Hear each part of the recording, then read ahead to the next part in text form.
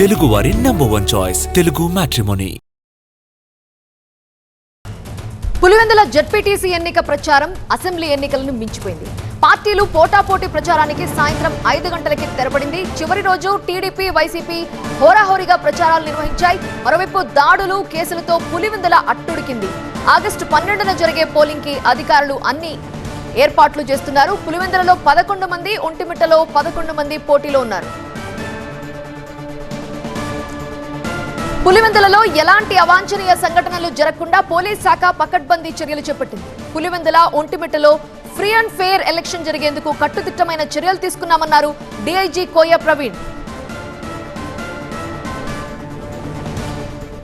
Pulivendula ZPTC లిమిట్స్లో 6 పంచాయతీలు మొత్తం 17 గ్రామాలు ఉన్నాయండి. మొత్తం 10,600 ఓట్లు ఉన్నాయి.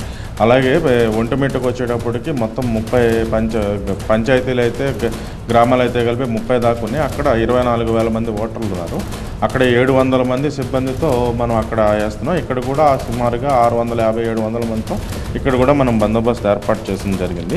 మొత్తం మనకి 17 పోలింగ్ స్టేషన్స్ ఉన్నాయి. 17 పోలింగ్ స్టేషన్స్ 9 ప్రాంతాల్లో 9 కూడల్లో ఏర్పాటు చేసిన 17 పోలింగ్ స్టేషన్స్ ఉన్నాయి. సో 9 లొకేషన్స్లో కూడా మనం ఒక సిఐ స్థాయి అధికారితో మనం పెట్టాం. అలాగే ప్రతి రూట్ ఎస్కార్ట్ ఉంటారు. 3 రూట్లు కానీ అది ఇచ్చి అది అంటారు. అదే కాకుండా striking forces, special striking forces కానీ ఎక్కడికక్కడ పికెట్స్ కానీ అన్నీ కూడా పకడ్బందీగా ఏర్పాటు చేసి మనం ఫ్రీ అండ్ ఫెయిర్ ఎలక్షన్ జరగటానికి అన్ని విధాలైన ఏర్పాట్లు చేయడం జరిగింది.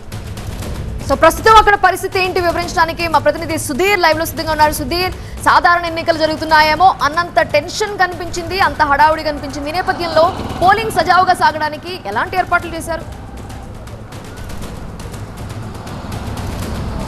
హోరాహోరీగా సాగిన పులివెందుల జెడ్పీటీసీ ఉప ఎన్నికకు సంబంధించి కొద్దిసేపటి క్రితమే ప్రచారం అయితే ముగిసింది. పూర్తి స్థాయిలో గత వారం రోజులుగా జరిగిన పరిస్థితులన్నీ కూడా తెలుసు. కొన్ని దాడులు, కొన్ని కేసులు, అలాగే అరెస్టుల మధ్య ఈ ప్రచారం అంతా కొనసాగిన నేపథ్యంలో కొద్దిసేపటి క్రితమే ఇటు పులివెందుల, ఒంటిమిట్ట ఉప ఎన్నికలకు సంబంధించిన ప్రచారం అయితే ముగిసింది.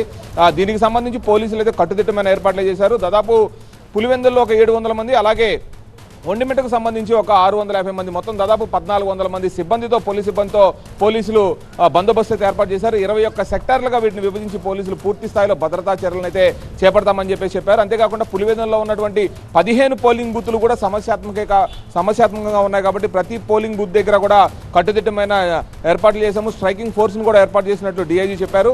ఈ నేపథ్యంలో పూర్తిగా ఇటు ఒంటిమిట్టలో దాదాపు 30 పోలింగ్ స్టేషన్లు, 30 పోలింగ్ బూత్లు ఉన్నాయి. అలాగే పులివెందులకు సంబంధించి 15 పోలింగ్ బూత్లు ఉన్నాయి. అక్కడ ఒక 10,600 ఓట్లు పులివెందుల్లో ఉంటే 24,000 ఓట్లు ఒంటిమిట్టకు సంబంధించి ఉన్నాయి. మొత్తం ఓవరాల్గా అక్కడ ఒక 11 మంది, ఇక్కడ ఒక 11 మంది అభ్యర్థులు పోటీలో ఉన్నారు. ఏదైతే ఒంటిమిట్ట అయితే కొంత ప్రశాంతంగానే ఎన్నికల ప్రచారం జరిగింది, ఎక్కడా కూడా ఎటువంటి ఇబ్బంది పడలేదు. కానీ పులివెందులకు సంబంధించి పూర్తి స్థాయిలో గత వారం రోజుల క్రితంగా చూస్తే కనుక కొన్ని ఒడిదుడుకుల నేపథ్యంలో ప్రచారాలు జరిగాయి. మొత్తం మీద ప్రచారాలకు సంబంధించిన సమయం అయితే ఇంతటితో ముగియడంతో 12వ తారీఖు జరిగే పోలింగ్కు ఇరు పార్టీలు కూడా సన్నద్ధం ఉందని తెలుస్తుంది. పోలీసులు కూడా కట్టుదిట్టమైన ఏర్పాట్లు చేశారు. సిబ్బంది రేపు పోలింగ్ సామాగ్రితో, బ్యాలెట్లతో పోలింగ్ కేంద్రాలకు వెళ్తున్నారు. తెలుగువారి #1 చాయిస్ తెలుగు మ్యాట్రిమోనీ.